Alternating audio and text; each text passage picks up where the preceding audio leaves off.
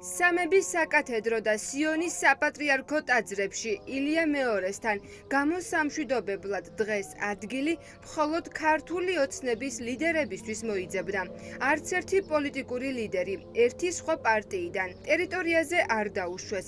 ოპოზიციის ლიდერები ხალხთან ერთად იდგნენ ქუჩაში.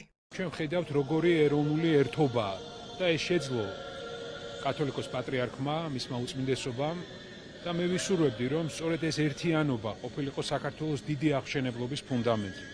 რომ ერთი რამ უნდა დავინახოთ ყველამ დღეს. ძალა ერთობაშია. გათითოკაცებული საქართველო არის სუსტი საქართველო. გაერთიანებული საქართველო, თანხმობისკენ მიმავალი საქართველო არის ის ძლევამოსილი საქართველო, რომელსაც თავის ცხოვრება მიუძღვნა კათოლიკოს პატრიარქმა და დღეს აი აქ მთელ საქართველოში სწორედ ეს საოცარი ენერგია ერთიანობის არის. ნახეთ როგორ დააფასა მთელმა მსოფლიომ ილია მეორე როგორც გამორჩეული ფიგურა, ადამიანი რომელიც ნახევარ საუკუნეზე მეტხანს ზრუნავდა ერის სულიერი განვითარებისათვის, მაგრამ ამავდროულად ამ ყველაფერშიც არის ძალიან დიდი სიხარულის ნაპერწკალიც.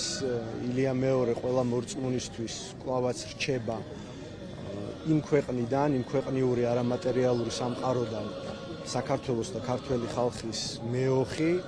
პირველების ინფორმაციით, საშვი პატრიარქის უკანასკნელ გზაზე გასაცილებლად არაერთმა პარტიის წარმომადგენელმა ითხოვა, თუმცა ყველამ უარი მიიღო. მათ შორის ადგილი სამებაში არც საქართველოს მეოთხე და მეხუთე პრეზიდენტებისთვის მოიძებნა. სალომე ზურაბიშვილმა ამის შესახებ სოციალურ ქსელში საჯაროდ დაწერა. სამებასა და სიონში მხოლოდ ქართული ოცნების ლიდერები და მათი ოჯახის წევრები იყვნენ. მანქანებით და ესკორტით ტაძრამდე გზა მხოლოდ მათთვის გაიხსნა. ამ ფონზე კი დილიდან ტაძარში შესვლის პრობლემა ჰქონდათ წმინდა სინოდის წევრებსაც, რომლებიც პატრიარქ ილია მეორეს გვერდით წლები იდგნენ. პირველ რიგში ის მინდა ვთქვა, რომ აი მისი შვილი ვიყავი, მე შვილობილი და 10-15 წუთი დამჭირდა, რომ შემოვეშვი, გზა გამეგო, საიდან უნდა შევსულიყავი და შეიძლებოდა თუ არა შემოსულიყავი. წირვა დაიწყო და მე ხა თქვენს წინ დგავარ, იმიტომ რომ მე ვერ შემოვედი. და რატო ანუ? ხო, პასუხი თვითონ უნდა გამცენ, მე რატო ვერ შემოვდიოდი. ჩემი განცდა არის რაც უფრო მალე დავინახავ პატრიარქს, რაც უფრო მალე მოგვიახლოვდება. ჩვენ ვერ მივდივართ იქამდე, არ გვეძლება მაგის საშუალება და იქნებ თავად მოვიდეთ ჩვენამდე, რომ აი ეს სიხარულის განცდა გვაქვს. კობახიძე პაპუაშვილი, ყაველაშვილი და ბიძინა ივანიშვილი. დღეს სამებაში გამოსამშვიდობებელი სიტყვა მხოლოდ ერთი პარტიის 4-მა წარმომადგენელმა წაიკითხა. ეს განშორება საკუთარ თავში იტევს არა მხოლოდ გრძნობებსა და განცდებს, არამედ ეპოქას და დიდი სიყვარულის ისტორიას. ამბობენ, ადამიანი ორჯერ იბადება. პირველად ფიზიკურად, ხოლო მეორედ მაშინ, როცა ცხოვრების მიზანს შეიცნობს. თავად განსაჯეთ, რამდენად დიდი უნდა იყოს ადამიანი, რომ მისი მეორე დაბადება მხოლოდ პირად საზღვრებში კი არ მოექცეს, არამედ ქვეყნის ბედისწერას შეერწყას და ერისა და ბერის სულიერ გზას მის მომავალს დაუკავშირდეს. ცურტაველი ეპისკოპოსი მეუფე ვახტანგი, რომელმაც პატრიარქთან ერთად ნახევარი საუკუნე გაატარა და ილია მეორის პატრიარქად არჩევის დღესაც კი სიონში იდგა.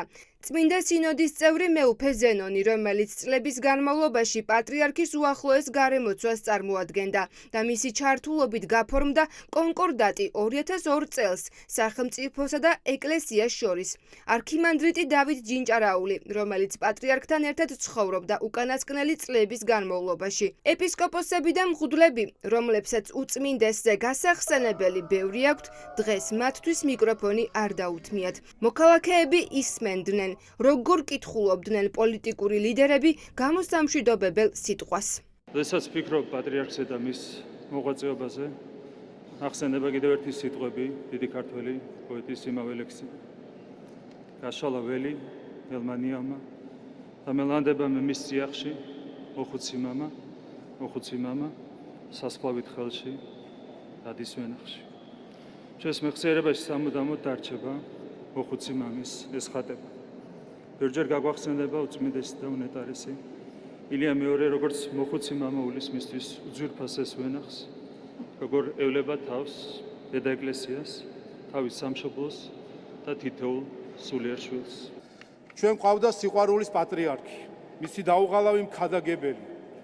იგი თავისი ცხოვრებით იქცა მაგალითად, თუ როგორ შეიძლება გიყვარდეს ყველა, შინაურიც და უცხოც, მოყვარეც და მტერიც, მართალიც და ცოდვილიც.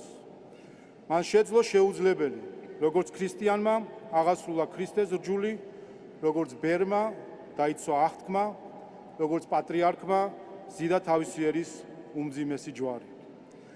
დასრულდა მისი მიწიერი გზა, მაგრამ დარჩა სიყვარული, მისი სიყვარული ჩვენს მიმართ, რომელიც ამ დღეებში მთელმა ერმა მადლიერებით დაუბრუნდა. საქართველოს კათოლიკოს პატრიარქი საქართველოს უკანასკნელ გზაზე გააცილა. ხვალიდან საქართველოს საპატრიარქოში ახალი პროცესები იწყება. 2 თვეში ქვეყანას ახალი პატრიარქი უნდა ჰყავდეს. ვინ იქნებიან კანდიდატები და როდის გაიმართება კენჭისყრა, ეს მომდევნო დღეებში უნდა გახდეს ცნობილი.